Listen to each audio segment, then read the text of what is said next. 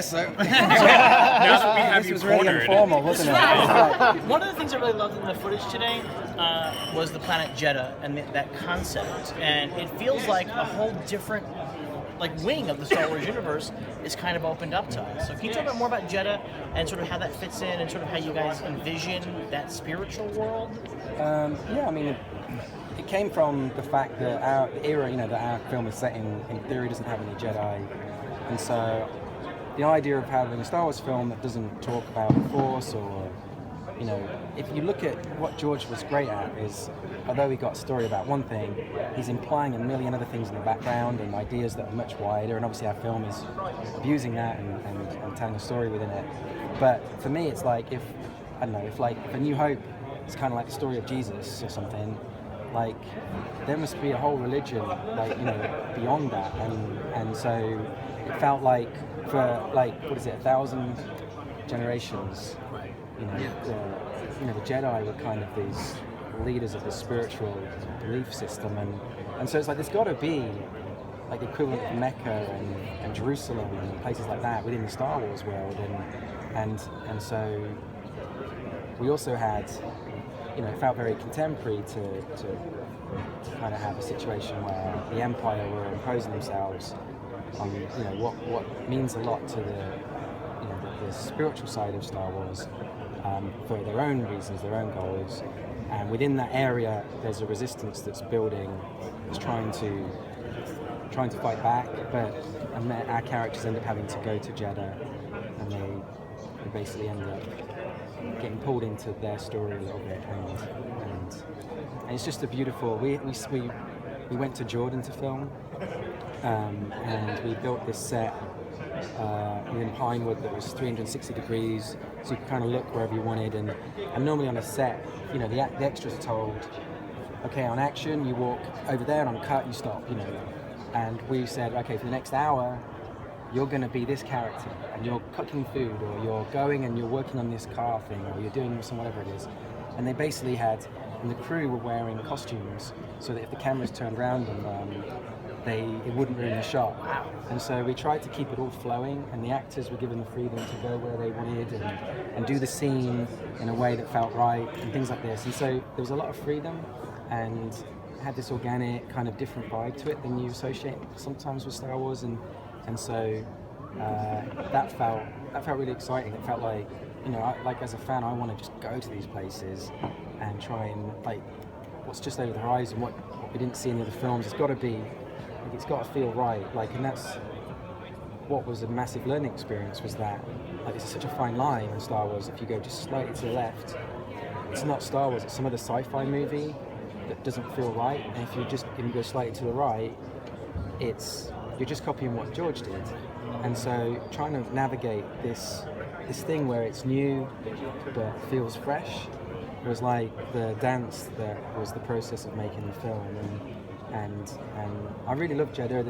It was the frustrating thing about it is it looked so good, and there was so much.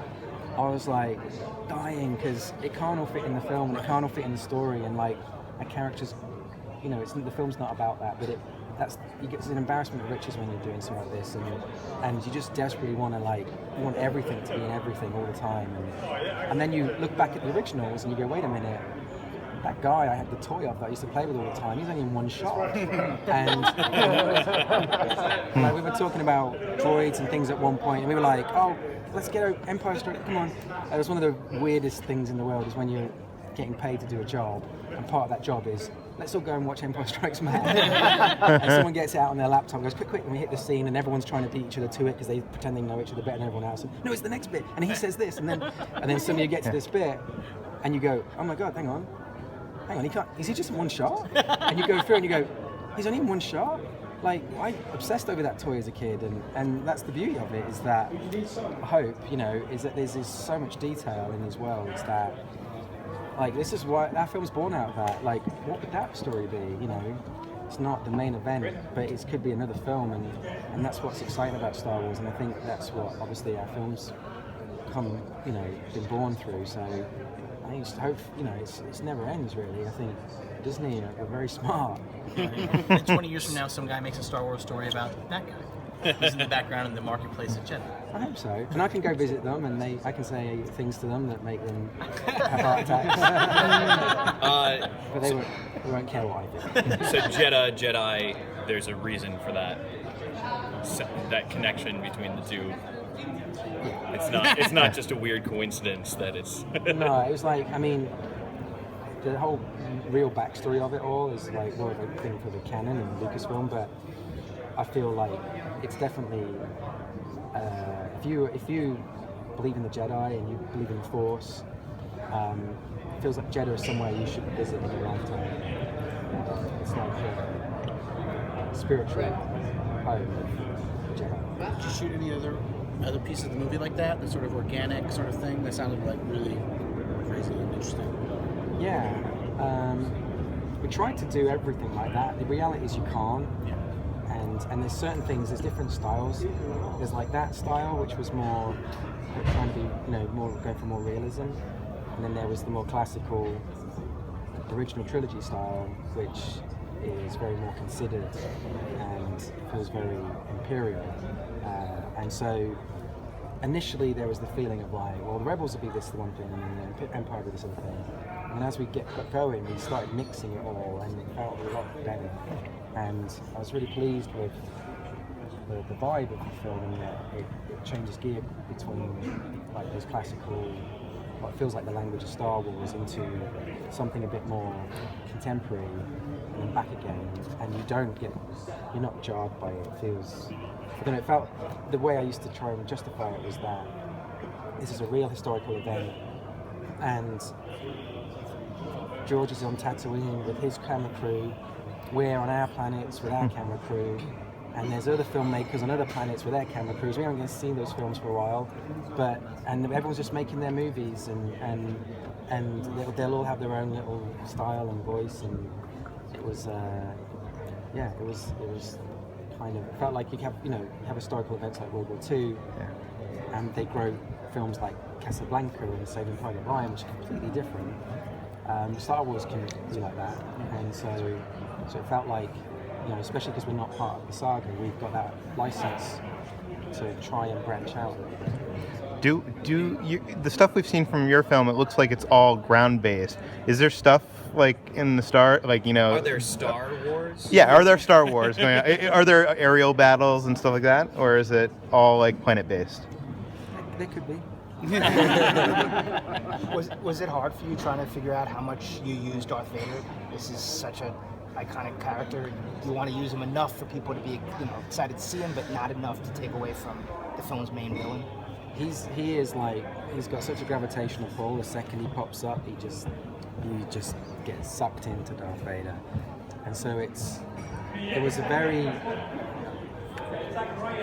a process to try and figure out how to pepper that in a way that felt right. And my secret hope, because when I read the first document, which is this is what we're thinking of doing, it's like, oh my god, they're going to do that film, jeez.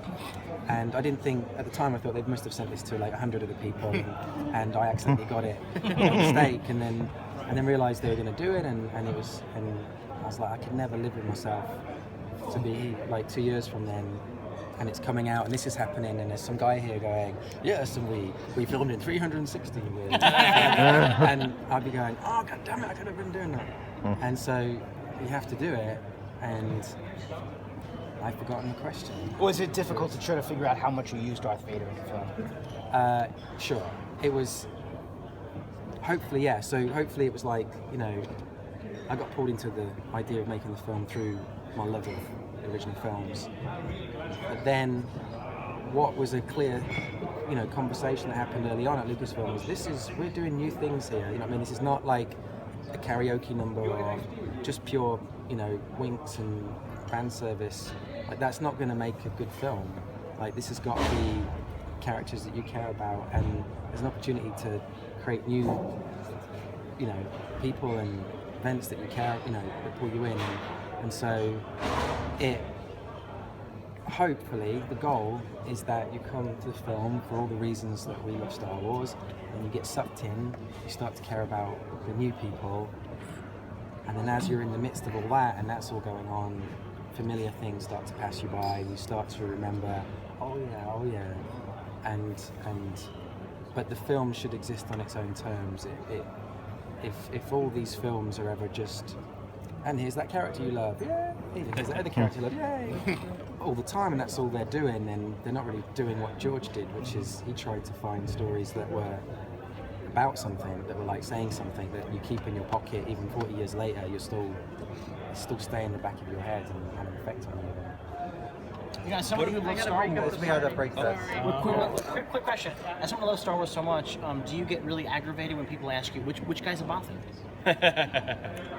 Yeah, I don't even want to start on that because this comes up all the time. You're like, no.